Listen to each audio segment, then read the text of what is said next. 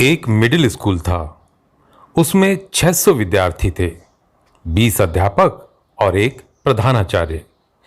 पढ़ाई लिखाई के नाम पर कुछ नहीं होता था स्कूल में। छात्र एक दूसरे की उठापटक करते रहते और अध्यापक गप मारते थे या मेज पर टांग रखकर सोते थे। प्रधानाचार्य अपने कमरे में दो चार खास लोगों के साथ घिरे रहते थे। एक दिन उस स्कूल में अचानक स्कूल इंस्पेक्टर आ गया। स्कूल में खलबली मच गई। प्रधानाचार्य हड़बड़ाया, अध्यापक सकपकाए और छात्र अपनी पुस्तकें निकालकर पाठ प्रेमी हो गए। इंस्पेक्टर 8वीं कक्षा में आया। निरीक्षण शुरू हुआ। हिंदी का घंटा था। इंस्पेक्टर ने एक छात्र से प्रश्न किया, शिव का धनुष किसने तोड़ा?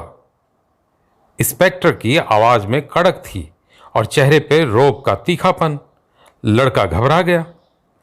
कांपते हुए हाथ जोड़कर बोला, सर मैंने नहीं तोड़ा। इंस्पेक्टर बहुत परेशान हुआ। उसने अध्यापक से कहा, सुन लीजिए, मैं पूछता हूं शिव का धनुष किसने तोड़ा, और यह जवाब दे रहा है मैंने नहीं तोड़ा। अध्यापक उठा, झल्लाया और बोला, यह झूठ बोलता है, जरूर इसी ने तोड़ा है। अब इंस्पेक्टर अध्यापक और छात्र को प्रधानाचार्य के पास ले गया और बोला, यह है आपका स्कूल? मैं लड़के से पूछता हूं शिव का धनुष किसने तोड़ा, और लड़का उत्तर देता है मैंने नहीं तोड़ा, और अध्यापक महोदय कहते हैं कि जरूर इसी ने ही तोड़ा है। अब आप क्या कहते हैं इस विषय में?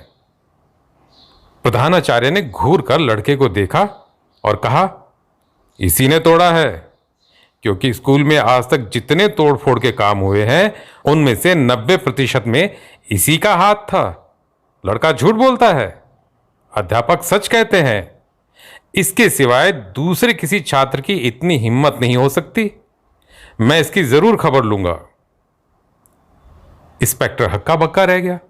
सोचने लगा क्या होगा इस स्कूल का। इंस्पेक्टर स्कूल के मैनेजर के पास जा पहुंचा और बोला, मैनेजर साहब, कैसा है आपका स्कूल?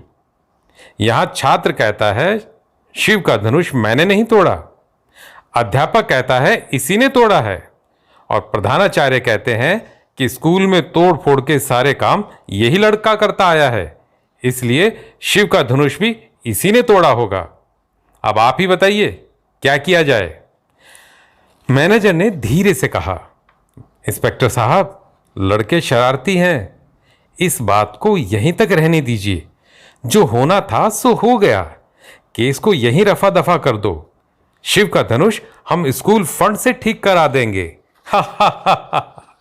तो कैसी थी ये कहानी? उम्मीद है आपको पसंद आई होगी।